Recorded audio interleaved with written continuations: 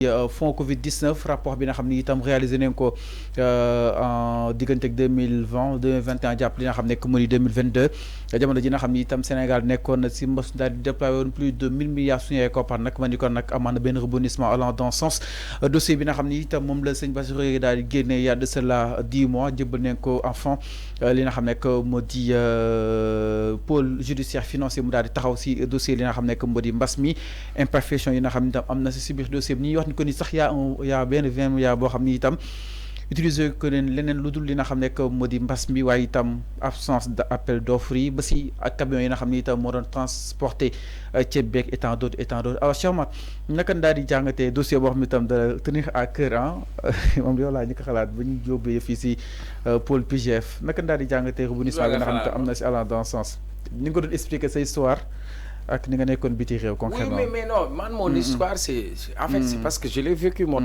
les Sénégalais l'ont vécu aussi. Parce que au-delà de... Man, c'est pas la personne de Cheikh Omar qui importe, mais ce qui importe, moi, le principe de je légui ak yow ci walu bonne gouvernance ak transparence. Et moi, j'avais trouvé une phrase, on disait restez chez vous, mais bi rapport Cour des comptes bi génné, man dama ci tek restez chez vous, virgule on vous vole. Okay. Restez chez vous, virgule, on vous vole. Parce qu'on ne peut pas être, si moment où les gens luttaient contre la maladie, où on a eu beaucoup de morts. Tu te rappelles? Ils doivent communiquer. Aujourd'hui, on a cas communautaire. Cas contact. Cas contact. On a eu 5 morts, 10 morts. Au même moment, nous nous disons qu'à l'heure où nous avons des loubel. Lol nak fall man mënu mako bal kenn entre nous quoi humainement parce que moment bi nga xamni il y a des gens qui sont morts à l'hôpital Dalal Jamm parce qu'ils n'avaient pas d'oxygène parce que dem nañ ba ñoo xamni pour ñu noy il faut 700 000 francs pour oxygène famille amuñu ko les gens sont morts comme ça vous comprenez moi j'étais à l'étranger parce que comme yalla daf ma natto dama bëgg xam-xam donc ma demoon France dem jàngi développement durable alors dama pare samay examen du ma fàtte bis bi j'ai fini mes examens je crois le 17 avril non le 15 c'est que sama billet retour le 17 moo ci nekk le 17 Macky Sall tëj frontière mu du coup man bi may dem am naa budget pour sama logement parce que logement universitaire laa nekk dama koy fay pour les mains lek, pour les mains nan, pour argent de poche, mais après je n'avais pas de sous. Après, l'État du Sénégal nous dit de mettre en place des fonds Covid. Il y a une partie de 11 milliards qui sont destinés aux Sénégalais qui sont au niveau de la diaspora. Okay. Surtout la priorité, moi, genre Cheikh Omar, de kouñi ci kaw bi xam nga nu immigré. Donc ñi nga xam dañ ñëw temporaire comme maire yi bari ñu ma ci xam ñoo xam dañ doon def GPI ak yooyu. Ils ont été bloqués foofu. Donc ñu laaj ñu tous les documents, tous les papiers, ñu ne dinañ jox ko ci nekk ndimbalu 500 €. Musuma kaa jot. Te du man kese bëri naa ci ay morom mën naa la limal fi ma toog ñu bëri ñoo xam ni laaj nañu façon kayit bu ne loolu nag il faut que mu clair personnellement mais en dehors de ça sur 1000 milliards dafa am lu ko indi on a voté une loi d'habilitation xam nga luy loi d'habilitation c'est-à-dire tous les pouvoirs dañ ko jox exécutif parce que le rôle de l'Assemblée nationale en dehors de voter le budget c'est de faire un suivi de faire l'évaluation des dépenses.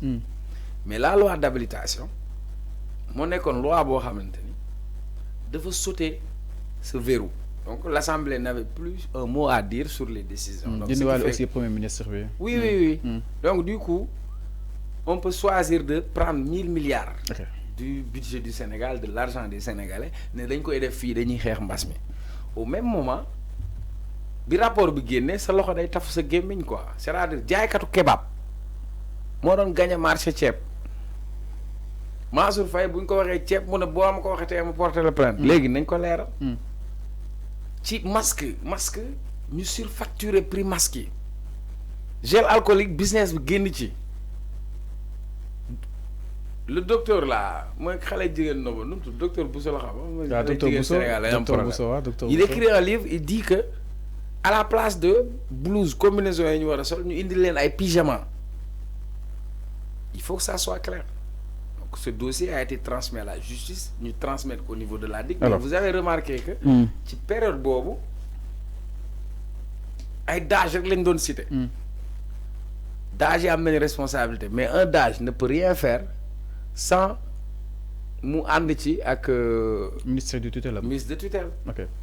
Un ministre qui est à la maison, qui envoie son chauffeur retirer chaque jour 100 millions à la banque pendant 24 jours. Ça fait 2 milliards 400. Ça, il faut que ça soit clair. Donc, nous, on demande des comptes. Parce qu'il y a des gens qui sont... Khalis bobu ñu loubal mënon na tabax ay hôpital parce que man dama doon wax ni avant Covid di ñëw notre système hospitalier était covidé. Notre école était covidée. La Covid était venue nous montrer notre faiblesse en matière de prise en charge médicale, en matière d'éducation. Énormément de problèmes. Nous sommes hôpital corona. Nous avons le ligue de nous jël xaalis ne dañuy xeex corona ñu bëri nag di sàcc naa ñu rester chez vous mais on vous vole. Alors léegi nag ça moom c'est des crimes économiques et ça il faut qu'on le règle. Alors c'est clair exactement. Ah man de en tout cas samay 500 € vraiment. Wala wu ni mel alors la réaction de Mansour Faye aussi naka na ko daal di jàngatee. C'est quoi sa réaction? nee na moom peut-être ragalul pour boppam mais dafa ragal pour Sénégal concrètement. Ah Mansour Faye il a dit qu'il a peur. Pour le Sénégal. Non il a peur. Non. On parle français. Il dit textuellement, il a peur. Il n'a pas peur pour lui, mais il a peur pour le Sénégal. Pour le Sénégal. Qu'est-ce qui motive sa peur? Une personne, pourquoi? Parce que moi, je ne suis pas être à la place de Mansour Faye. Parce que c'est la tournure de ces événements. Oui, mais chasse aux sorcières. Moi, j'avais peur quand Mansour Faye était là, sur la gestion de la Covid, qu'il était le beau-frère du président de la République et qu'il était au cœur de la gestion. Et d'ailleurs, je n'ai rien contre sa personne, je n'aime même pas parler de personne. On n'était intéressé. Mais si on regarde, Fall, bis bo déggé ñu né la nommé nañ gouvernement. So bëggé xam ban ministère mo yoré réew mi da ngay dem nga xol ci li ñuy wax décret d'attribution. C'est avec beaucoup de Sénégalais, il faut que ñu dimbali leen pour ñuy xam. Programme yi ëpp xaalis ci gouvernance Macky Sall Mansour Faye ko doon gérer. Waxuma pour wax ni de je ne parle pas pour parler bokkuma ak ces espèce chroniqueur yoo xam dañuy je ne parle pas pour parler. À chaque fois qu'il y a un nouveau gouvernement ne te limite pas à l'intitulé. Xam nga mën nañ la wax ministre de développement rek yam ci mais da ngay dem nga xool lan lañ ko dénk. À un moment donné Mansour Faye moo yoroon ministère hydraulique. Voilà. waaw hydraulique. ci lañu yow si jamono mbas bi. non avant mbas bi dama lay analyser. waaw yoroon na transport. non dama ne la. secteur yi gën a clé. dans le dispositif xam nga dañuy wax Karim Wade ministre terre ciel mais Mansour Faye en quelque sorte il était au cœur du dispositif de Macky Sall. Et je t'ai donné une indication pour te dire qu'il faut regarder les attributions des différents ministères qu'il a eu à occuper. C'est sous Mansour Faye en tant que ministre de l'hydraulique si nous négocier les contrats d'affermage entre la SDE si le siège du dans le capital. Lolo fait indi sen o.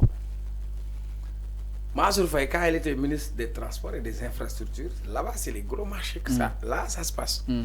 Maintenant Mansour Faye l'équité. Waaw le social territorial. OK. Légui benen ministère buñ ko mujjé won do la. Avant muy dem. Waaw. Ban la si. Mo bi mu yoré walum bass mi lan la yoro. Moy équité territoriale. Ak lan. Ak infrastructure je pense. Non infrastructure transport. Après foofu la yor affaire développement communautaire mais foofu. équité territoriale. li ci garaaw mooy programme yi ëppoon doole ci ministère boobu la nekkoon. moo la yàlla ay PUDC.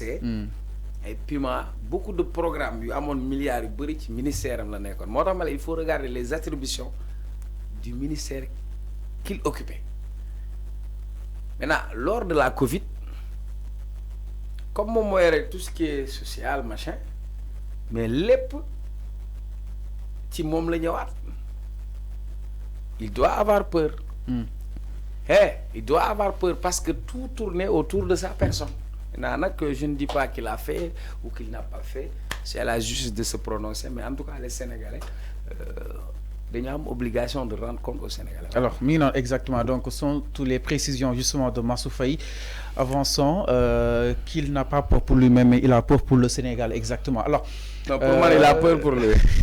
S'il avait peur pour le Sénégal, il devrait avoir peur pour le Sénégal. Quand des Sénégalais on se retrouve avec 80 morts, il n'avait pas peur pour le Sénégal quand des élections sont repoussées. Quand dans la rue on ne voyait que du sang et du feu, il n'avait pas peur pour le Sénégal. C'est aujourd'hui qu'il va avoir peur pour le Sénégal. Il doit avoir peur pour son Sénégal à lui. Alors c'est clair mi ngi noonu par rapport ak ki nga xam ne moo di mbiru Mansour Faye. Alors on se quitte chers téléspectateurs suñu ponk bu mujj Cheikh Omar.